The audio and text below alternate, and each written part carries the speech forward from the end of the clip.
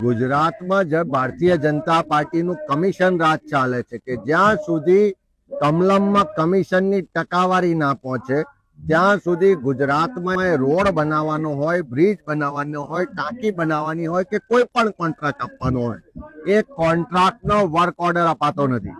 અને commission ચૂકવીને work order લેનારા ભારતીય જનતા પાર્ટીના મળતિયા એવા જે કોન્ટ્રાક્ટરો છે એ આજે કોઈના પણ જીવની ચિંતા કર્યા વગર, કોઈની પણ શરમ કે ડર વગર ખુલ્લેઆમ ભ્રષ્ટાચાર કરે છે. એના કારણે ક્યાંક બ્રિજ તૂટે છે, ક્યાંક રસ્તામાં ખાડા પડે છે, ક્યાંક પુલ બનતા પહેલા, ઉદ્ઘાટન પહેલા બેસી જાય છે, પાણીની ટાંકીઓ તૂટે છે ને એવા રોજ કિસ્સાઓ આપણી સમક્ષ બહાર આવી રહ્યા છે. હજુ થોડા દિવસ પહેલા જોયું કે સુરતમાં ટાંકીનું ઉદ્ઘાટન થાય એ પહેલા ટાંકી ધરાશાયી થઈ જાય છે. એ ભાજપનો ભ્રષ્ટાચાર ખુલ્લો પડ્યો.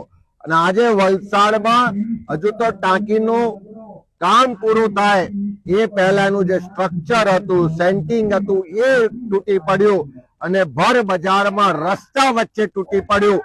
એ જ બતાવે છે કે ભારતીય જનતા પાર્ટીનો ભ્રષ્ટાચાર હવે દિવસે દિવસે ખુલ્લો પડી રહ્યો છે. જે ભૂપેન્દ્રભાઈ પટેલની દાદાની સરકાર કહેવાતી, એ પોતે એમ કહેતા નરેન્દ્રભાઈ કે હું ખાતો નથી ને ખાવા દેતો નથી, પણ આ ભાજપની સરકારમાં કરોડો રૂપિયાથી ઓછું ખાતા નથી એવા દ્રશ્યો રોજ દેખાઈ રહ્યા છે. ભાજપનું આ કમિશન રાજ ખુલ્લું પડી રહ્યું છે.